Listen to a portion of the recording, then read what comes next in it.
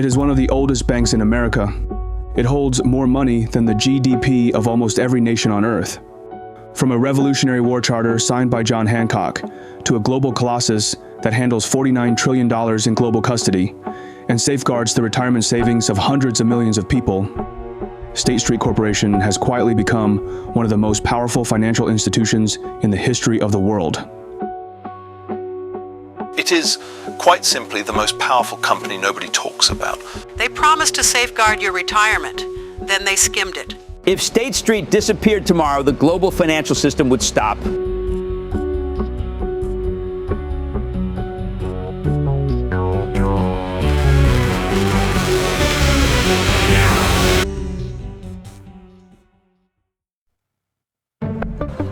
The year is 1790. The United States is barely a nation. 13 states, 4 million people, and no financial system to speak of. The country runs on a patchwork of foreign coins, state-issued paper, and barter. There is no national currency, no central bank, no way to pay the war debts that bought independence. America won its revolution. Now it has to figure out how to pay for it. Two men step forward with two radically different visions for the country's future. Alexander Hamilton is the nation's first Secretary of the Treasury, a self-made orphan from the Caribbean. Brilliant, relentless. He believes the federal government needs a powerful central bank to manage the nation's debt, stabilize its currency, and project strength to the world. Standing against him is Thomas Jefferson, Virginia planter, Secretary of State, champion of the common farmer. Jefferson sees Hamilton's bank as a dangerous concentration of power, a tool for northern merchants to dominate southern agrarians. He calls it unconstitutional. The two men wage a political war so bitter it will fracture Washington's cabinet and give birth to America's first political parties. In 1791, President Washington signs the charter for the first Bank of the United States, capitalized at $10 million, the largest sum of money the young nation has ever seen. The bank opens its doors in Philadelphia. The first bank was an extraordinary experiment. Nothing like that had existed in America before. It gave the federal government the ability to collect taxes, issue currency, and manage debt on a national scale. But it also concentrated enormous financial authority in a single institution, and that made a lot of people very uncomfortable. Two cities begin to rise as the young nation's financial centers, New York and Boston. In Boston, a new generation of merchants and revolutionaries are building something of their own, and one of them is about to create a bank that will outlast them all.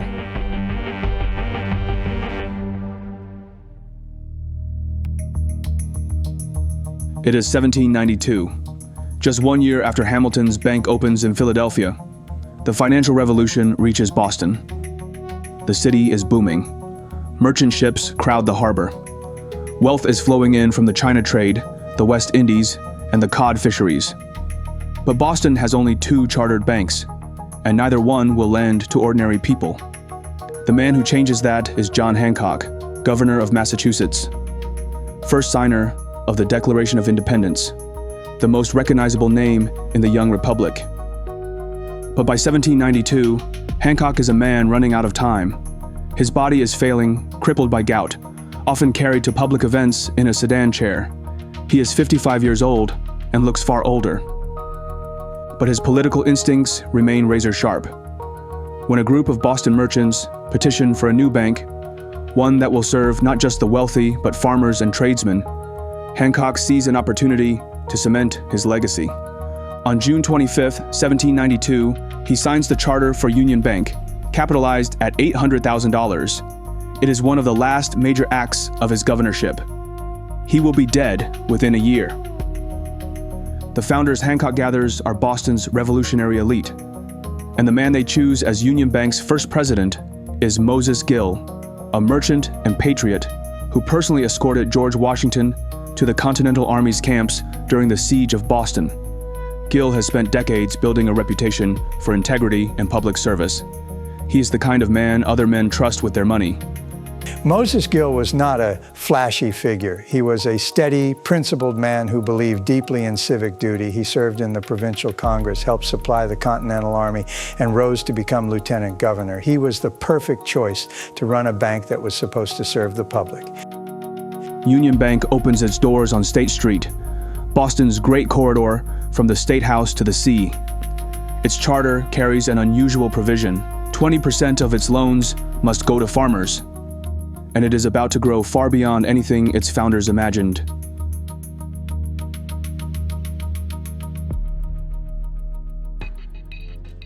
In the decades after its founding, Boston explodes. The harbor becomes one of the busiest in the Western Hemisphere. Shipbuilding, whaling, and the China trade pour money into the city. Boston's population doubles, then doubles again.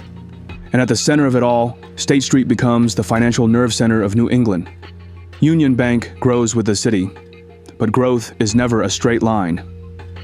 For more than 6 decades, through war scares, credit freezes, and currency collapses, the bank on State Street never misses a single semi-annual dividend. While rivals fall around it, Union Bank becomes the institution that will not break. What Union Bank did was very simple, and it was very essential too. People and businesses deposited their money. The bank kept it safe and lent it out carefully and made sure depositors could get it back when they needed it. That sounds basic, but in an era where banks were failing left and right, reliability was everything. Union Bank survived because it was conservative and boring. But the longest period of stability in American history is about to end. By the late 1850s, the nation is tearing itself apart over slavery. War is coming.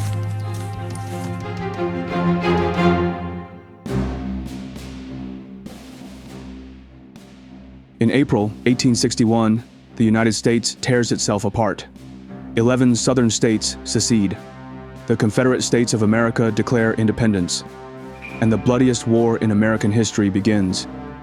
Over the next 4 years, more than 600,000 Americans will die, more than in every other American war combined. Entire cities are burned to the ground. The Southern economy is gutted, and the federal government faces a problem it has never confronted: how to finance a war of this scale. The Union needed money, enormous amounts of money, and the banking system couldn't deliver it. There were over 1,000 state-chartered banks, each printing their own currency. There was no national money, no way to raise funds efficiently across the entire country. The government had to rebuild the financial system in the middle of a war. And the federal government decides to do it in a most direct and blunt way. In 1863 and 1864, Congress passes the National Banking Acts. The new laws give the federal government direct control over American banking for the first time. Any bank that wants to survive must accept a federal charter and operate under federal rules. Banks that refuse are taxed into extinction. In 1865, Union Bank makes the leap. It accepts a national charter and becomes National Union Bank of Boston. Boston's banks collectively extend nearly $35 million in credit to the Union war effort. National Union Bank comes out the other side stronger, better connected, and backed by the full authority of the United States government. South of the Mason-Dixon line, the story is annihilation. Confederate currency becomes worthless paper. Southern banks collapse entirely. An entire financial system ceases to exist. But from the ashes of the deadliest war in American history, a new era is rising. The Gilded Age is about to begin, and the men who seize it will transform not just banking, but the meaning of American wealth itself.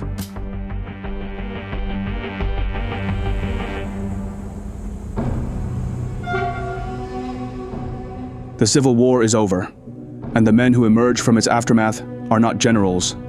They are industrialists. In the span of a single generation, Cornelius Vanderbilt seizes the railroads.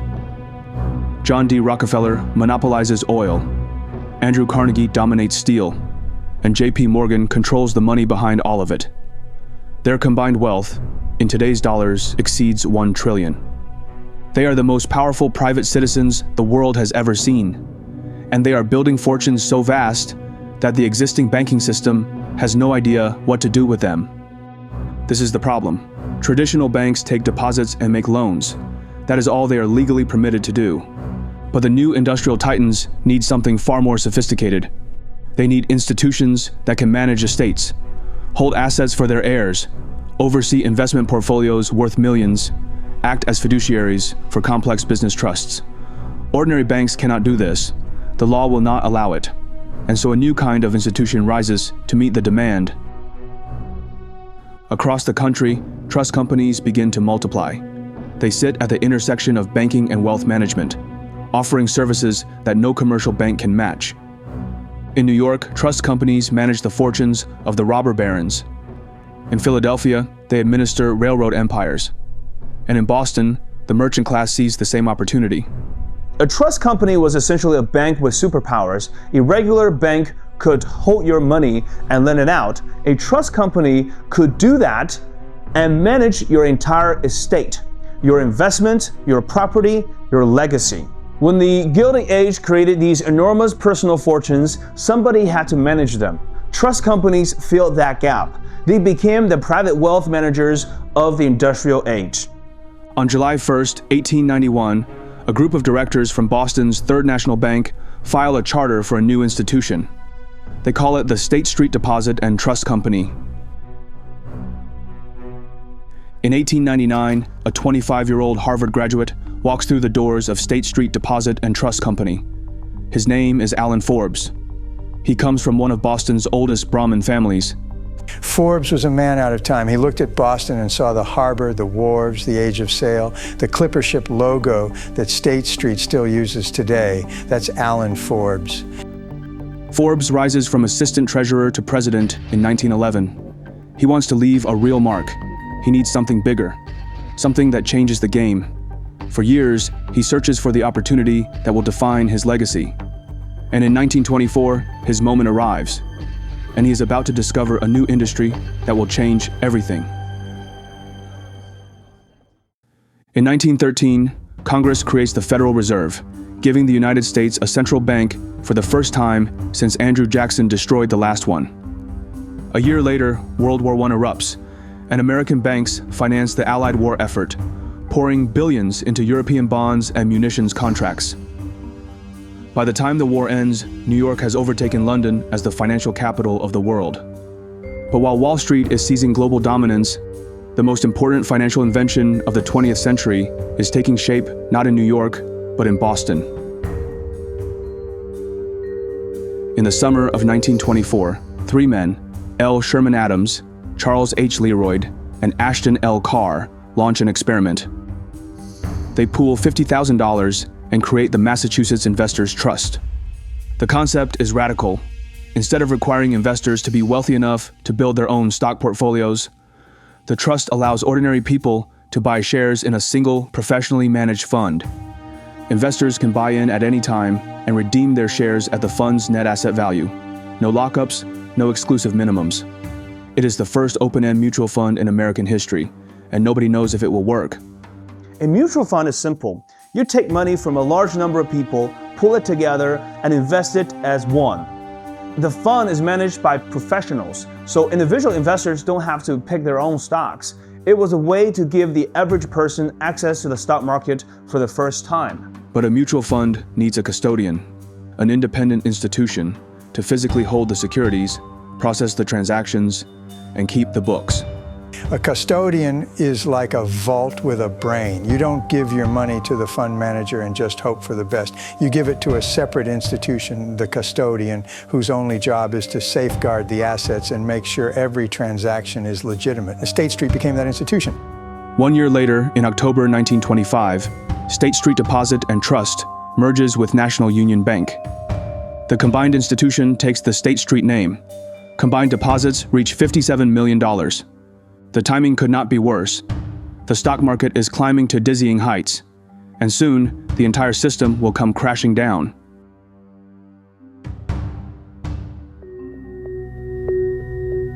On October 29, 1929, the stock market collapses. The Dow Jones falls nearly 90% from its peak. $16 billion in value vanishes in a single day. Banks begin to fail, not in dozens, but in thousands. So we all put our deposits in a bank and we expect to get that money back with some interest. But if we all get scared, then I want to run to the bank before you do. I want to pull my money out before you do. And then everybody pulls out. That's a bank run and the bank collapses. The mutual fund industry, barely 5 years old, is nearly killed in the cradle. Assets under management plummet. Trust in the financial system shatters completely. The Great Depression has begun. State Street is tested like never before. Deposits decline, markets freeze, clients panic. But Allan Forbes holds the line. The bank maintains its conservative lending practices. It does not chase speculative returns. And it does not break its streak. Even through the worst financial catastrophe in modern history, State Street never misses a single semi-annual dividend. Forbes was not a risk taker, and that saved the bank. While other institutions had gambled on speculative investments and collapsed, State Street has stayed disciplined. Forbes ran a conservative shop, custody, trust management, careful lending. The Depression grinds on through the 1930s. The recovery is slow and painful, but State Street survives intact. When the Second World War ends in 1945, a new era of American prosperity is about to begin, and State Street is positioned to ride it. The post-war boom transforms the American economy, and the financial industry with it. Soldiers return home, suburbs spread, consumer spending explodes, and for the first time in history, ordinary Americans begin investing in the stock market in significant numbers. The mutual fund industry, nearly killed by the Depression, roars back to life.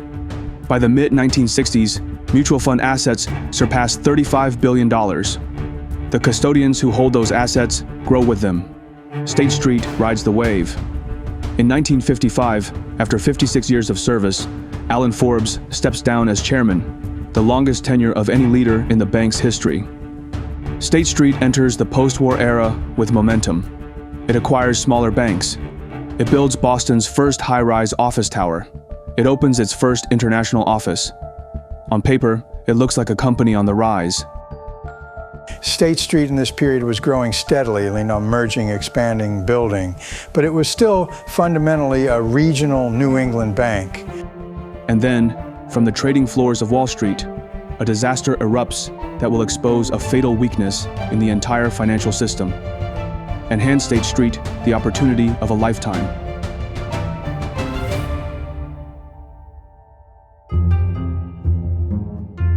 It is the late 1960s.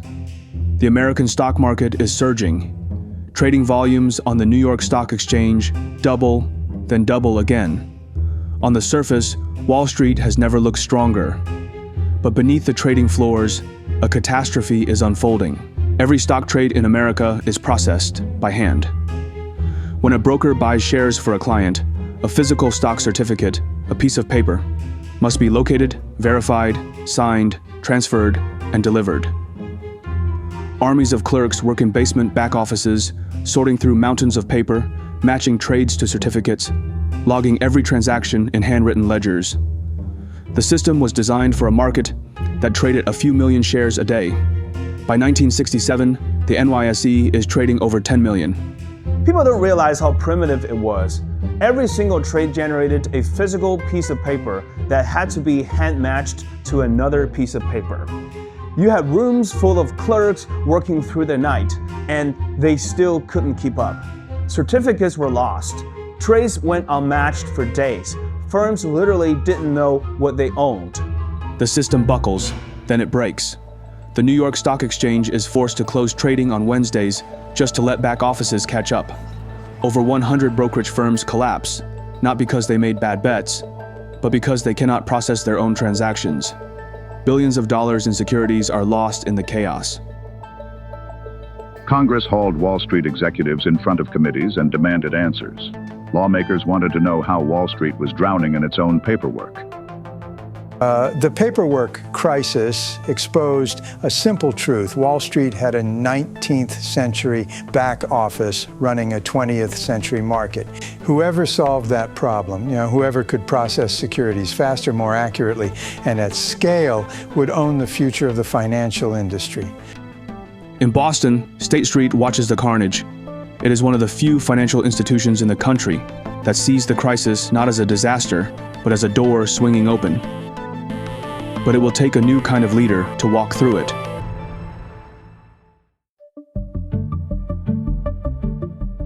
Wall Street needs technology. It needs automation. It needs someone who thinks like an engineer, not a banker. In 1975, State Street's board finds exactly that man. His name is William Edgerly. He holds an engineering degree from MIT and an MBA from Harvard. He has never worked in banking. His career has been spent at Cabot Corporation, a Boston-based petrochemical company. He does not read banking journals. He studies IBM. He admires engineers who build machines that scale. Edgerly was the last person the old guard at State Street expected. He wasn't from their world. He didn't come up through a branch banking or trust management. He came from manufacturing. He thought in terms of systems, processes, a throughput. He looked at a bank and saw a factory that didn't know it was a factory. When the board hires Edgerly as president and CEO, he is walking into an institution that has survived for 183 years. Deposits are solid. The charter is unbroken. But the business model is aging. Real estate lending losses are dragging down returns, and the competition is intensifying every year. State Street is alive, but it is drifting. What made Edgerly dangerous, I suppose in the best sense, was that he had no reverence for banking convention. He didn't care how things had always been done. Edgerly sees what no one else at State Street sees. The paperwork crisis hasn't just exposed a problem. It has revealed a market, a massive, growing, technology-driven market for securities processing and custody services. What Edgerly is about to do will make State Street one of the most valuable financial companies on earth. For decades, everyone assumed State Street's secret was banking. The real secret was technology, the machines, the automation. And today, that competitive advantage lies in AI agents.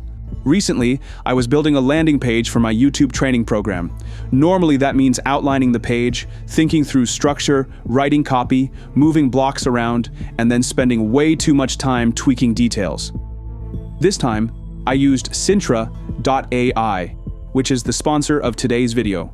So I told one of their AI agents, Connect, what I wanted, a simple landing page. And it just built it. Layout, structure, copy, sections, and debugging, all done in under 10 minutes. So I had a working website I could actually use. What I like about Cintra is that it's not one single chatbot pretending to do everything. You get over a dozen specialized AI helpers, copywriting, business development, SEO, social media, even customer support, all in one platform. You're not prompting endlessly. You're choosing a role and letting it execute. If you want to use the same AI tools I'm using to build and run my business, go to Cintra.ai/Phineas and use code Phineas for a limited time 72% off all plans. That's Cintra.ai/Phineas, code Phineas. Build, grow, and scale your business with a team of AI employees from Cintra.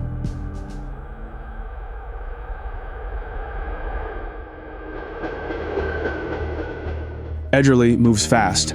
Within months of taking over, he begins shutting down State Street's retail banking branches. He freezes expansion of the commercial lending business. He takes a 183-year-old bank and tells it to stop being a bank. It's hard to overstate how radical this was.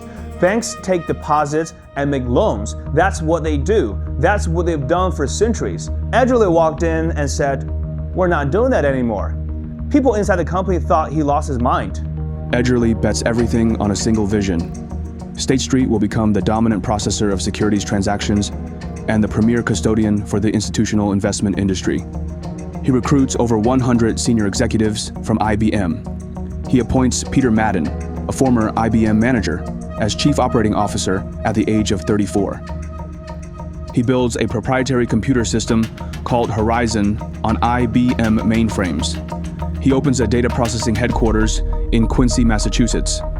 What Edgerly built was essentially an information processing factory disguised as a bank. Pension funds, mutual funds, insurance companies, they all own billions in securities that someone has to track, settle, and safeguard. That's custody. That's securities processing. Edgerly saw that this invisible plumbing was going to become the most important business in finance, and he was right. In Washington tonight, President Ford has signed into law the Employee Retirement Income Security Act, the most sweeping pension reform legislation in American history. His timing is perfect. Congress has just passed the Employee Retirement Income Security Act of 1974, creating massive new compliance and reporting requirements for corporate pension plans. State Street builds the software to meet those needs and captures the market at the start of a decades-long boom. The results are staggering. During the 1980s, State Street delivers investors a total return of 33% per year.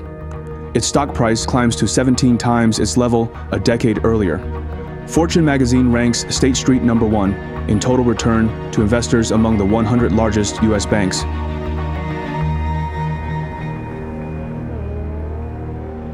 By the late 1980s, Edgerly knows State Street needs a different kind of leader for the next phase.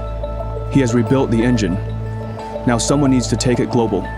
He finds his man at Chase Manhattan, and he is nothing like anyone State Street has ever seen. Marshall Carter is a former Marine Corps infantry officer. He served 2 years in Vietnam, where he earned the Navy Cross, the second highest military valor award in the United States, along with the Bronze Star and a Purple Heart. He is not a technologist, he is a battlefield commander.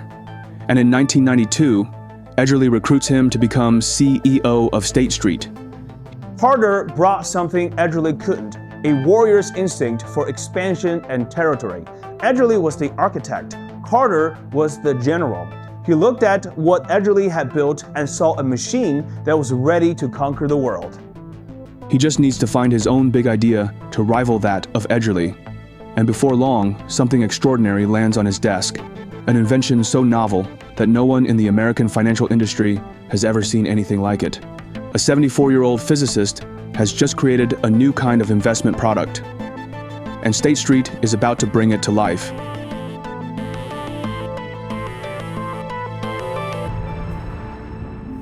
Record losses suffered around the world earlier today. The reaction to Friday's Wall Street drop, 1/5 the size of today. On October 19th, 1987, the Dow Jones Industrial Average plunges 508 points in a single day. 22% of the market's value vanishes in hours. While the crash has made investors lose billions, one man is about to discover something completely new. Nathan Most is 74 years old. He is a vice president of new product development at the American Stock Exchange. But his background has nothing to do with Wall Street. Most is a UCLA-trained physicist who spent World War II working on acoustics for the US Navy. He drifted into commodities trading after the war, became president of the Pacific Commodities Exchange, and joined Amex in 1977. He is a scientist in a trader's world, and his mind works differently. Most's breakthrough comes from commodities. He envisions a product that works like a warehouse receipt. Deposit a basket of securities, receive a tradable receipt that can be divided and sold on an exchange. He calls them Standard & Poor's Depository Receipts, SPDRs. He takes the idea to the one man who should love it most, Jack Bogle, the legendary founder of Vanguard, the father of index investing. Bogle listens politely, then he says no. Bogle told Most that listing mutual funds on an exchange would add unnecessary trading costs. He didn't believe it would work. The father of index investing rejected the most important innovation in index investing history. That's how close we came to SPY never existing. Most refuses to quit. He battles the SEC for 4 years. Lawyers tell him the product will never get approved. He pushes forward anyway. On January 29, 1993, the S&P 500 ETF with ticker symbol SPY began trading on the American Stock Exchange. A 9-foot inflatable spider hangs from the ceiling. The fund holds $6,530,000 in securities. 1 million shares trade on the first day. Behind the scenes, a 27-year-old State Street operations manager named Jim Ross is holding the entire thing together. The specialist firm processes creation orders using punch cards. State Street must audit 500 individual securities, normally a 45-day process, in approximately 16 hours between market close and the next morning's open. Ross builds the plumbing from scratch. He will later be nicknamed the Plumber. Nobody understood how close the whole thing came to collapsing on day one. The technology was primitive, the timelines were impossible. Jim Ross and his team at State Street were literally inventing the operational infrastructure of the ETF industry in real time. If they had failed that first night, SPY might have died before it ever got started. Nobody in that room knows what they have just created. SPY will become the most heavily traded security on Earth, averaging $55 billion in daily volume, holding nearly $700 billion in assets, and accounting for half of the entire equity options market.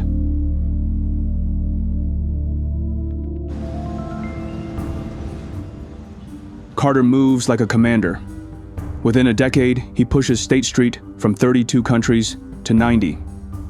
Assets under custody surge past $6 trillion.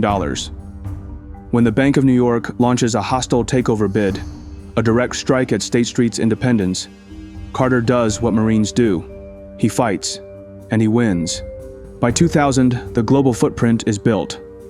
Carter passes the torch to David Spina, a 35-year company veteran who immediately closes the biggest deal in State Street's history. The $1.5 billion acquisition of Deutsche Bank's Global Securities Services.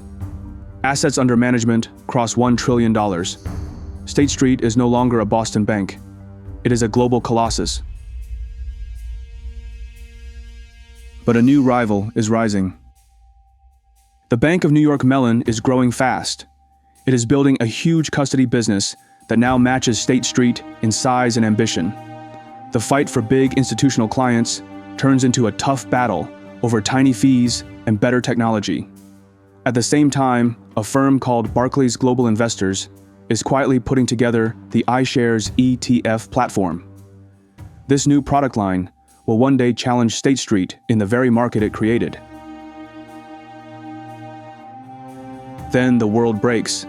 The 158-year-old investment bank Lehman Brothers was on the brink of failure after bailing out Fannie Mae and Freddie Mac the week before and Bear Stearns the previous March.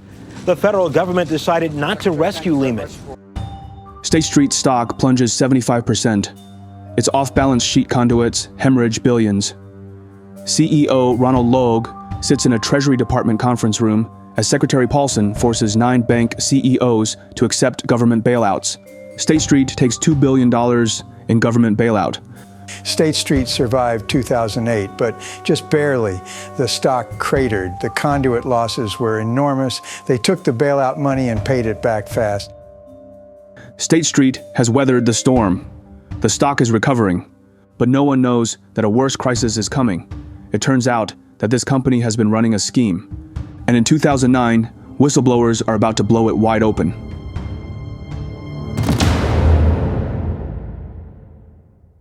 For over a decade, from 1998 to 2009, State Street has been systematically overcharging its own custody clients on foreign currency transactions. The scheme is elegantly simple. When pension funds and institutional investors hold international securities, they need foreign currency exchanged. Many clients allow State Street to handle these trades automatically, so-called indirect transactions. State Street promises them the most competitive rates available. Best execution, fair dealing. It is a lie. What State Street actually did was apply predetermined uniform markups to every indirect foreign exchange trade. The client never saw the real market price. They saw a price that had already been inflated. State Street pocketed the difference. They did this for 11 years. To pension funds, to endowments, to retirement plans, for teachers and firefighters. The people who trusted State Street the most were the ones getting cheated. The fallout is enormous. State Street Bank and Trust Company, a Massachusetts-based financial institution, agreed to pay a total of at least $382.4 million and at least $60 million to clients. This wasn't a rogue trader. This wasn't one bad actor. This was an institutional policy, the deliberate, systematic decision to overcharge the clients who trusted State Street with their retirement savings. For 11 years, that's not a mistake. That's a business model. The $530 million penalty is staggering. But it is not the end. It is the beginning.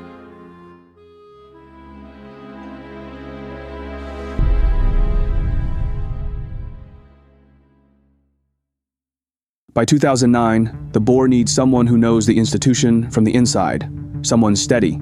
So they choose Jay Hooley. He is 52 years old. He has been at State Street for 24 years, joining in 1986, rising through the ranks from operations to president and chief operating officer. He is not an outsider like Edgerly. He is not a warrior like Carter. He is the company man, the institutionalist, the leader who knows where every pipe runs and every wire connects. He'd spent his entire career inside State Street. He understood the culture, the operations, the client base. The board chose him because they believed he was the man who could restore stability after the worst crisis the company had ever faced. Hooley inherits a disaster. In his first 9 months, he absorbs nearly $1 billion in charges. The SEC is still pursuing charges against former executives for the subprime fraud. The FX scandal investigation is quietly gaining momentum. The wreckage is everywhere. But Hooley has no time to rebuild, because inside his own company, another fraud is already underway. A scheme so brazen that it will end with a State Street executive in federal prison.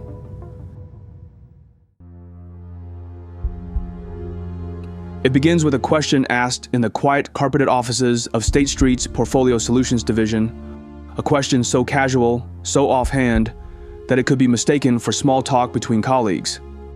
Ross McLellan, Executive Vice President, Global Head of Portfolio Solutions, turns to his colleague, Edward Pennings.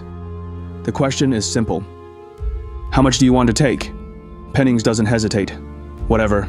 Let's see how we go. That exchange will eventually be read aloud in a federal courtroom. But for now, it is just two men deciding to steal. The scheme is surgical. When large institutional clients restructure their portfolios, shifting billions from one set of investments to another, State Street's transition management team executes the trades. McLellan instructs a trader to add a hidden commission of 1 basis point to every transaction. 1 basis point sounds small, but on trades worth hundreds of millions, it adds up fast. Then McLellan gives a second order. Delete any reference to the commissions from the trading results. The clients will never see them. The victims are not hedge funds or Wall Street speculators. They are the Royal Mail Pension Plan, the retirement fund for British postal workers, Ireland's National Pension Reserve Fund, the Kuwait Investment Authority, at least 6 institutional clients in total, public money, sovereign money, retirement money. This wasn't some complex financial engineering, it was theft. They added hidden charges to trades, then erased the evidence. When one client caught the overcharges, McLellan called them fat finger errors, accidental keystrokes. He refunds $1 million on the American trades. Then he buries $2 million in overcharges on the European side and hopes nobody will look deeper. But the Royal Mail Pension Plan does look deeper. Their compliance team flags the discrepancies, pulls the records, and escalates. The cover-up unravels. A former State Street Corp executive was sentenced on Tuesday to 18 months in prison after being convicted of taking part in a scheme to overcharge customers of the bank by applying secret commissions on billions of dollars worth of trades. McLellan is the only State Street executive to go to prison. Think about that. Over $1 billion in total fines and penalties across all the scandals, and one man goes to jail. He asked his colleague how much they should steal, was told whatever, and then did exactly that. And the casualness of it is what's most chilling. Jay Hooley's effort to restore trust has been blown apart from the inside, and the scandals are still not over.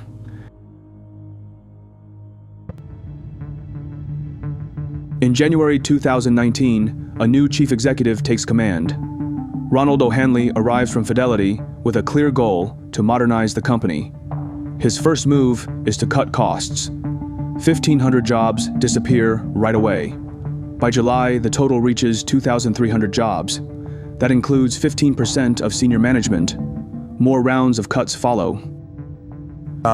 If you looked at the headlines alone, you'd think State Street was dying, criminal penalties, a failed mega acquisition, thousands of layoffs, sanctions violations. But then you look at the balance sheet, and the numbers tell a completely different story. That's what makes State Street so strange and so important to understand. Because underneath the scandals, something enormous is happening. The ETF revolution that Nathan Most conceived and Jim Ross built from punch cards has become the dominant force in global investing. Trillions of dollars flow into index funds and ETFs every year. SPY alone holds nearly $700 billion. State Street, alongside BlackRock and Vanguard, now collectively sits as the largest shareholder in 88% of S&P 500 companies. Assets under custody reach $49 trillion, more than the GDP of the United States and China combined.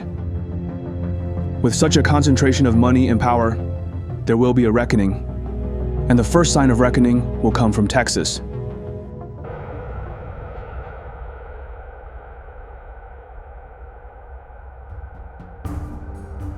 Three companies control the financial world: BlackRock, Vanguard, State Street. Together, they are the largest shareholder in 88% of S&P 500 companies. They manage more money than most nations produce. And in December 2024, the state of Texas accuses all three of forming a cartel. Texas Attorney General Ken Paxton is suing three investing companies, accusing them of conspiring to manipulate energy markets. Paxton and 10 other attorneys generals filed a lawsuit against BlackRock, State Street Corporation, and Vanguard. They're accusing the companies of acquiring substantial stock holdings in U.S. coal producers and then weaponizing their shares to pressure the coal companies with green energy goals. The question this lawsuit asks is profound. When three companies collectively own a quarter to a third of every major coal producers in country, and then jointly pressure those companies to produce less coal, is that environmental responsibility or is that a cartel? That's the question a federal court is now trying to answer. The case escalates fast. In May 2025, the Trump administration's DOJ and FTC filed statements supporting Paxton. In August 2025, a federal judge denies all three firms' motions to dismiss. The case proceeds. In early 2026, Vanguard breaks ranks, settling for $29.5 million, agreeing to withdraw from climate groups and expand investor proxy voting. Paxton calls it historic. BlackRock and State Street refuse to settle. State Street calls the lawsuit baseless and without merit. The case is ongoing. The outcome could reshape how the most powerful financial institutions on Earth are allowed to wield their influence. The trial will determine the legal answer. History will determine the rest.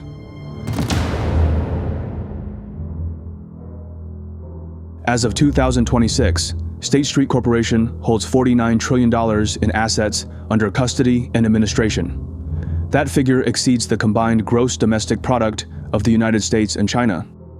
The company manages $4.7 trillion in assets through State Street Global Advisors. SPY, the ETF it launched from a trading floor with a giant inflatable spider, trades $55 billion daily and holds nearly $700 billion. It is one of the most systemically important financial institutions on the planet. And most Americans have never heard of it. State Street is the most powerful financial institution that nobody talks about. It has survived longer than almost any company in American history, 234 years. It holds more money than most countries produce. But if you walk down any street in America and ask 100 people what State Street does, 99% of them couldn't tell you. From a Revolutionary War charter signed by a dying governor to a global financial colossus that holds more assets than any nation on Earth, State Street's 234-year history is a story of reinvention, endurance, and betrayal.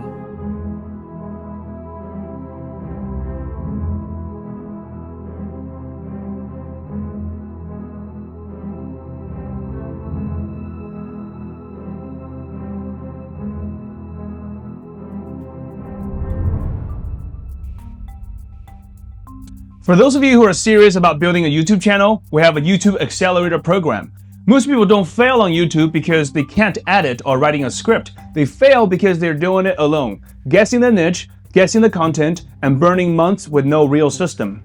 We build something different. This is a hands-on coaching program where we assign you a dedicated coach and work with you over the first 6 months, from choosing your niche to building your content system, to helping you outsource and scale with production team and AI. This is not theory, we're building it with you. And to make this simple, if you go through the program and do the work and nothing happens, we will just refund you, okay? We do ask that you apply because this is for people who are actually committed. If that's you, you can find the application below.